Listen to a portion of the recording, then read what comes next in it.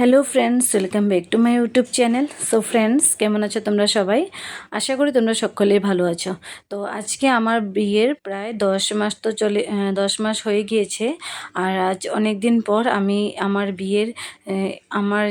বিয়ের দুদিন আগে আমার আশীর্বাদ হয়েছিল।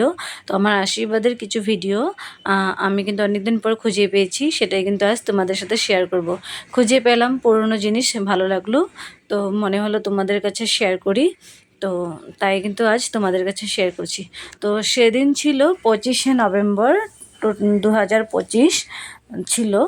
তো সেদিন ছিল আমার বিয়ের আশীর্বাদ। তো আশীর্বাদে আমাকে সবাই মিলে আশীর্বাদ করলো, তো সেটাই আজ তোমাদের সাথে শেয়ার করব।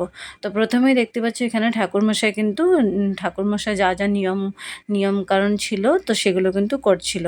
তো ঠাকুরমশাই নিয়ম করছিল। আর এখানে যে দেখতে পাচ্ছি অরেঞ্জ কালার শাড়িটা পরে আছি আমি, সেটা আমি আমার বাপের বাড়ি থেকে দেওয়া শাড়িটা কিন্তু আমি পরে বসেছিলাম। তো প্রথমে ঠাকুরমশাই নিয়মগুলো করে নিয়ে তো আমি কিন্তু আমার বাড়ির দেওয়া শাড়িটাই পরছিলাম। তারপর আমার শ্বশুরমশাই আমাকে আশীর্বাদ করলো, আশীর্বাদ করে তো বলল যে ওদের বাড়ি দেওয়া শাড়িটা নাকি আমায় পরতে হবে, তো সেটা পরে আসতে। তো সেটা পরে আসার পর নাকি সবাই আশীর্বাদ করবে।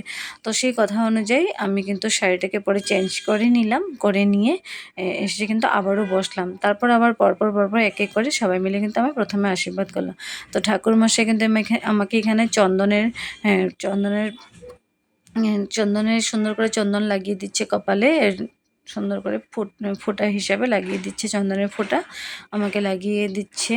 আর আশীর্বাদ করেছে, আমাকে মিষ্টি খাইয়ে দিয়েছে, ধান দ্রব্য দিয়ে আশীর্বাদ করেছে।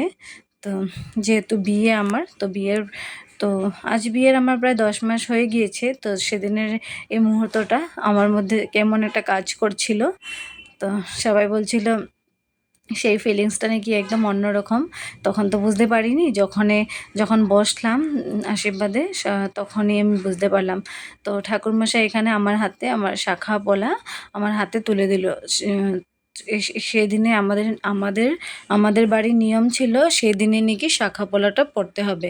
বিয়ের আগে যেদিন আশীর্বাদ হয় আমাদের, সেদিনে কিন্তু এই শাখা পলাটা পড়তে হয়। তো সিঁদুরটা শুধু আমাদের বিয়ের দিন পড়তে হয়।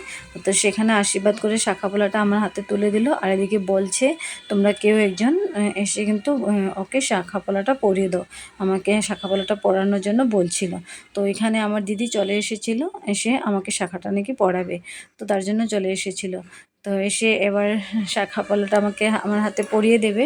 তো সেদিনের যে অনুভূতিটা সেটা যে কেমন ছিল, তো শাঁখা পলাটা হাতে পরার পর আমার কিন্তু অন্যরকম একটা ফিলিংস এসেছিল মনের মধ্যে। খুব দারুণ একটা অনুভূতি হয়েছিল, ভালো লাগছিল। আর আমার হাতে কিন্তু ইজিলি কিন্তু শাখা পলাটা কিন্তু ঢুকে গিয়েছিল। একটুও কষ্ট আমার হয়নি।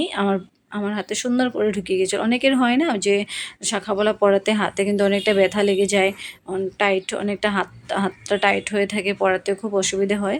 আমার কিন্তু একদমই তা হচ্ছিল না। আমার খুব ইজিলি শাখা পলাটা কিন্তু আমাকে পরাতে পেরেছে, খুব ইজিলি সুন্দর করে হয়ে গিয়েছে। তো সেদিন অনেক লোকজন এসেছিল। তো সবাই আশীর্বাদ করবে, তারপর খাবার দাবার খাওয়া হবে, মিষ্টি খাওয়া হবে। আমার শ্বশুরবাড়ি থেকে মিষ্টি নিয়ে গিয়েছিল। আর যে ট্রলিটা দেখতে পাচ্ছ সামনে, তো সেখান থেকে শ্বশুরবাড়ি থেকে পাঠানো অনেক কিছু জিনিস রয়েছিল, কসমেটিক থেকে ধরে শাড়ি থেকে ধরে অনেক যাবতীয় যা জিনিস রয়েছিল সেটা নাকি আমার রিসেপশনে সেগুলোকে আমাকে পড়তে হবে। তার জন্য কিন্তু সেই ট্রলিটা দেওয়া হয়েছিল। তো এখানে আমি ঠাকুরমশাইকে কিন্তু প্রণাম করে নিয়েছিলাম। তো তারপর দেখতে পাচ্ছ যেগুলো ধান দুব্বো দিয়ে সবাই আশীর্বাদ করেছে সেগুলো পড়েছিল। আমার বৌদি কিন্তু এক এক করে এগুলোকে উঠিয়ে রেখেছিল, কেননা এগুলো কিন্তু পাও দিয়ে একদমই ফেলে রাখতে নেই। তো এবার আমার শ্বশুরমশাই কিন্তু আমায় আশীর্বাদ করলো। তো আমি কিন্তু একটা প্রণামও করে নিয়েছিলাম আমাকে যখন আশীর্বাদটা করলো। তো তারপর তো শ্বশুরমশাই আশীর্বাদ করার পর এবার আমার বাবা চলে এসেছে আশীর্বাদ করতে। আমার বাবা না ভুলেই গিয়েছিল যে আমাকে ধান দুব্বো দিয়ে আশীর্বাদ করতে হবে। বাবা সেটা না করে আমাকে ডিরেক্টলি আমাকে মিষ্টি খাইয়ে দিয়েছিল। বাবার মনে সেটা ছিল না। তো বাবারও মনটা তখন অনেকটা অন্যরকম একটা কাজ করছিল, যেহেতু মেয়ের বিয়ে বলে কথা। তো সেখানে আশীর্বাদ করে বাবা আমায় কিছু টাকা দিয়েছিল। তো যেগুলো দরকার ছিল না তাও বাবা আশীর্বাদ করে দিয়েছিল, তো সেটা আমি কিন্তু রেখে দিয়েছিলাম। যেহেতু বাবা দিয়েছিল আশীর্বাদ করে আমার হাতে টাকা তুলে দিয়েছিল। তো এবার কিন্তু এক করে এভাবে এক করে কিন্তু সবাই এসেছে আমার আশীর্বাদ করতে। আর এখানে আশীর্বাদ করতে এসেছে আমার দাদা। তো আমার দাদা আশীর্বাদ করতে এসে খুব মজার একটা বিষয় আমার দাদা সে কিন্তু আমাকে হাতে আশীর্বাদ করে মিষ্টি খাইয়ে কিন্তু আমাকে 20 টাকা তুলে দিল হাতে।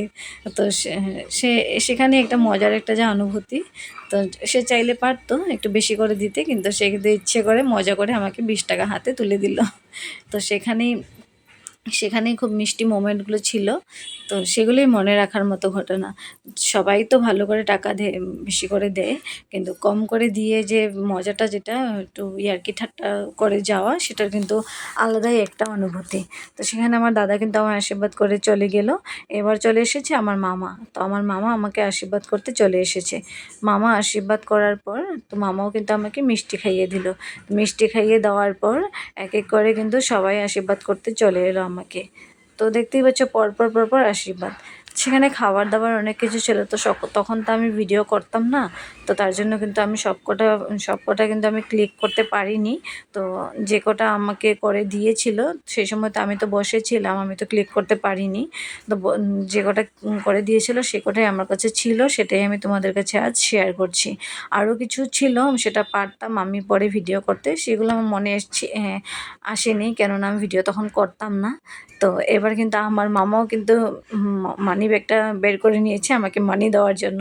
তো মামাও কিন্তু হাতে তুলে দিল আমাকে কিছু টাকা হাতে তুলে দিল।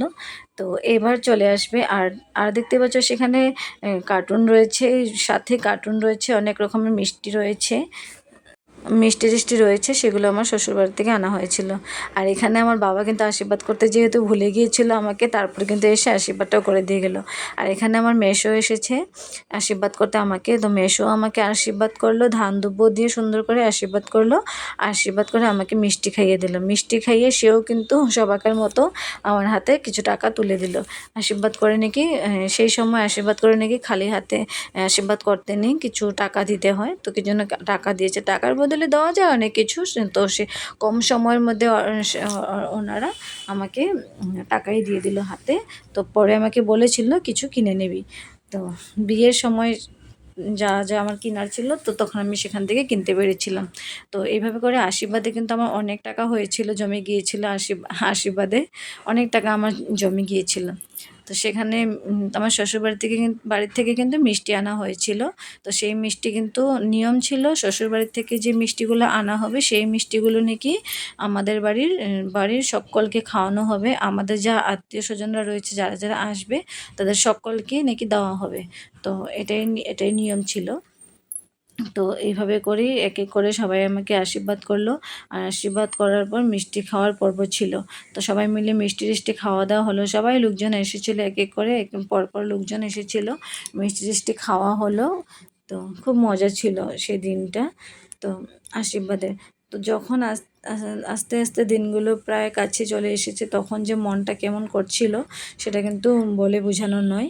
যেদিন আশীর্বাদ ছিল সেদিন তো তাও চলে গিয়েছে, ভালো মতোই চলে গিয়েছে, এরকম একটা দিন ছিল।